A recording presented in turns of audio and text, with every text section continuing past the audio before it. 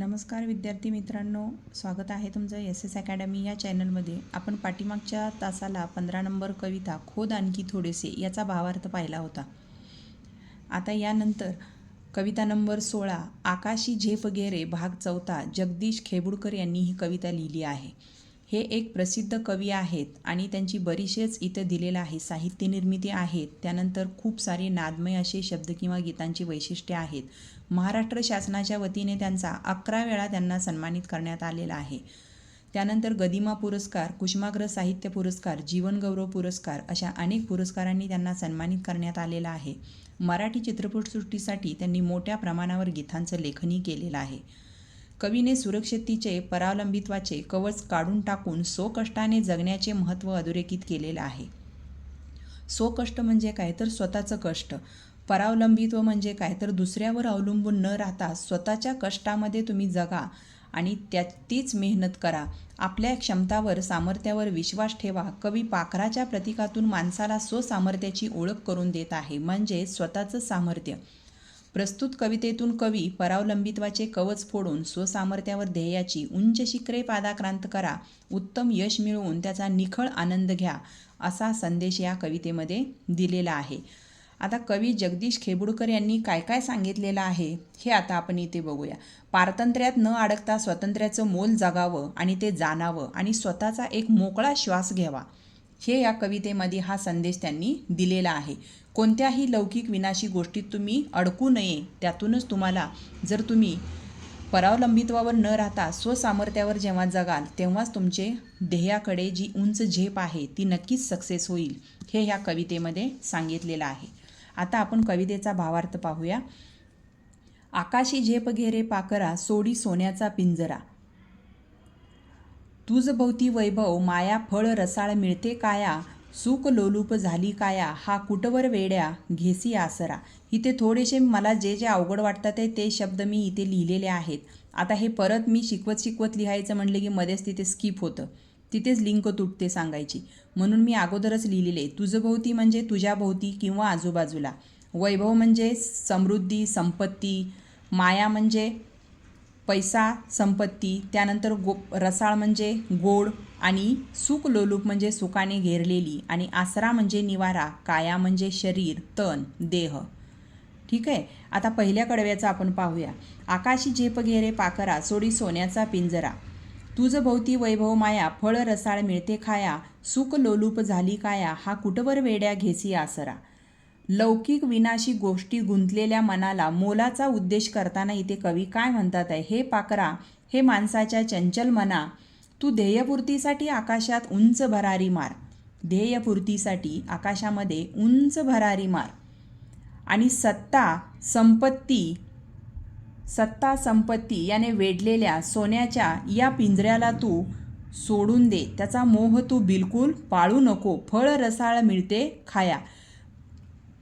हा सोन्याचा जो पिंजरा आहे तो तुझ्या इच्छांच्या सफलतेला घातक आहे. म्हणजे जिथं काय सांगितलंय, सुख लोलूप म्हणजे सुखानं तो घेरलेला आहे, बट तो तुझ्यासाठी घातक आहे.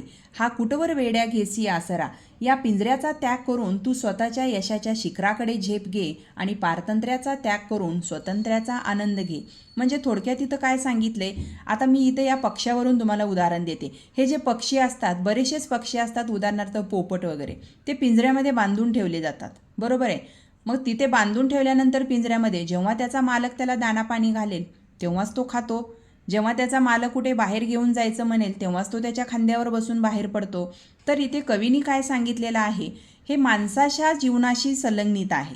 बट इथे फक्त तुम्हाला इथे पक्ष्यांचं उदाहरण दिलेलं आहे. जसं ते पक्षाला म्हणतात, तू त्या पिंजऱ्यामधून बाहेर पड आणि स्वच्छ अशा निशंद आकाशामध्ये तू उडून जा आणि तू जगामध्ये तू वावर कर.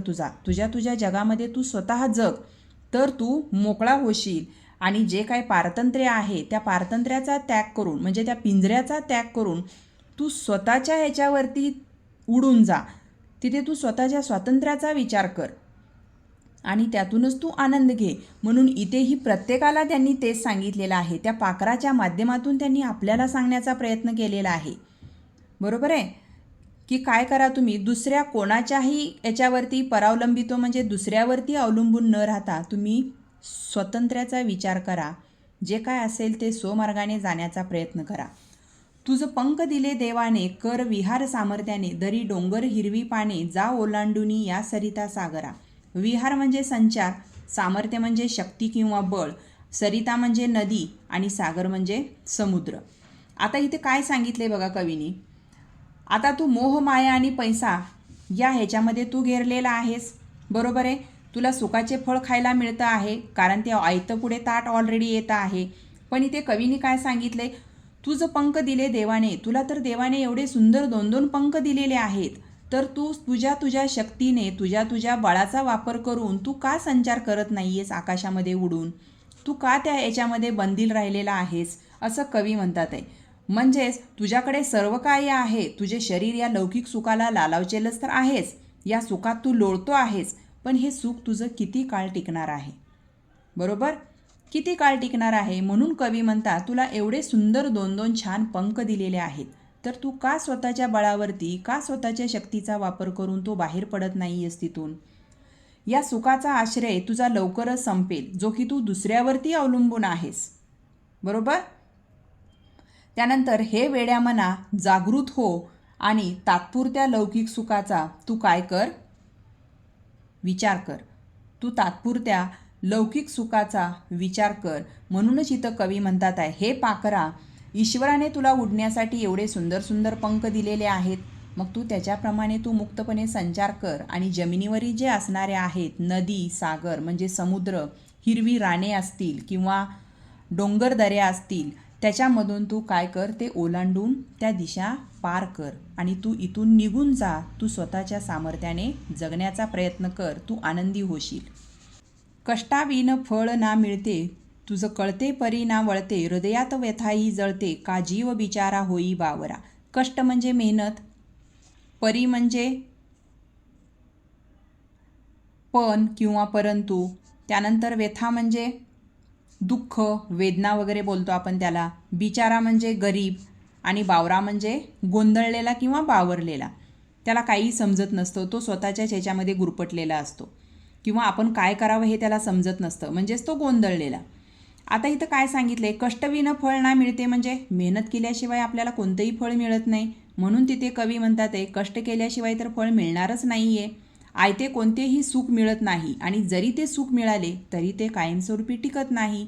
म्हणून त्यासाठी आपण काय केली पाहिजे, अपार मेहनत केली पाहिजे, खूप कष्ट केलं पाहिजे.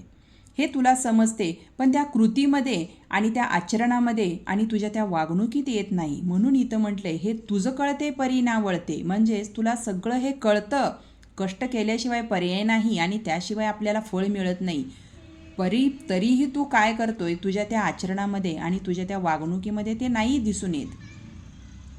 त्यामुळे तुझे मनातले दुःख मनातल्या मनातच जळत राहते. हृदयात व्यथा म्हणजेच जे मनामधले तुझं जे दुःख आहे ते आतल्या आतच दबून राहत जातं आणि त्यामुळेच तुझी धुसमट होते. स्वातंत्र्याची ओढ तर खूप आहे, पण काय करणार, ते पूर्ण होत नाही आहे, त्याची पूर्तताच होत नाही आहे. म्हणून म्हटलं इथे, का जीव बिचारा होई बावरा, म्हणजेच त्यामुळे तुझा बिचारा जो जीव आहे तो कावरा बावरा होतो आणि कासावीस होतो. कारण तू त्या जगामधून बाहेर पडण्याचा प्रयत्न तरी करतोयस, बट तुला तिथून पडता येत नाही आहे, कारण तुला त्या पिंजऱ्यामध्ये कैद करून ठेवलेलं आहे. पण तरीही कवी म्हणतात, तिथे तू स्वतःच्या स्वातंत्र्याचा विचार कर आणि एकदा की दरवाजा उघडला की तू तिथून तुझ्या पंखांनी अलगद असं आकाशामध्ये निघून तू संचार कर. तुला नक्कीच जीवनाचा तुझ्या आनंद घेता येईल. घामातून मोती फुलले, श्रमदेव घरी अवतरले, घर प्रसन्नतेने नटले, हा योग जीवनी आला साजरा. आता इथे काय म्हटले, श्रम म्हणजे कष्ट, देव म्हणजे ईश्वर, ठीक आहे. अवतरले म्हणजे प्रकटले, प्रसन्नता म्हणजे उल्हासित आणि नटले म्हणजे शोभले, योग म्हणजे घटना आणि साजिरा म्हणजे सुंदर किंवा सुरेख. आता इथे कवी म्हणतात आहे, घाम गाळला की शेतात मोती पिकतात. मोती म्हणजे धान्य. खूप सारं कष्ट केले की शेतकऱ्यांनी पण खूप सारं कष्ट केले की त्यांना अवश्य त्याच्यामध्ये सफलता मिळते. म्हणजेच इथं म्हटले, घाम गाळून जर आपण कष्ट केलं तर नक्कीच त्याचे मोती फुलतात, म्हणजे नक्कीच धान्य शेतामध्ये चांगलं येतं, पिके बहरतात आणि हा जो श्रमाचा जो ईश्वर आहे तो नक्कीच चमत्कार करतो. म्हणून आपण काय म्हणतो, यावर्षी देवानं आम्हाला खूप छान शेतामध्ये किंवा शेतकरी बोलतात, यावर्षी आम्हाला पाऊस छान पाडला देवानी किंवा यावर्षी पाऊस छान पडल्यामुळे शेतामध्ये यावर्षी पीक छान आले, खूप चांगलं धान्य आलं, ईश्वराचा चमत्कारच म्हटलं पाहिजे असं आपण बोलतो. म्हणजेच आपण म्हणतो की तिथे आपल्या घरी देव खरोखरच प्रकटले. कष्ट करून घरात येणारे धान्य म्हणजे श्रमदेवाचे घरात येणारेच आगमन आहे.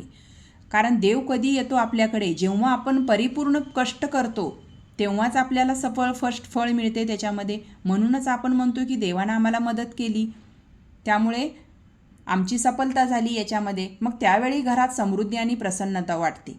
कष्ट केल्याने असा सुखाचा गोड संसार आणि सुंदर प्रसंग आयुष्यात येतो हे जाणून घे आणि स्वातंत्र्याचे मोल तू जाण. हा जो योग आहे, ही जी घटना आहे, ती जीवनामध्ये तू त्याचा विचार कर, तुझं जीवन नक्कीच सुंदर होईल. खूप सुंदर या कवितेमध्ये जगदीश खेबडूकर यांनी सांगितलेलं आहे. जसं पाखराच्या आयुष्यामध्ये आहे तसंच माणसाच्याही आयुष्यामध्ये आहे. कोणावरही अवलंबून न राहता तुम्ही स्वतःच्या स्वातंत्र्याचा तिथे विचार करा. नक्कीच तुमच्या आयुष्यामध्ये यश सफल होईल आणि तुम्ही त्या जीवनाचा आनंद घ्याल. आय होप तुम्हाला या कवितेचा भावार्थ समजला असेल. बाय.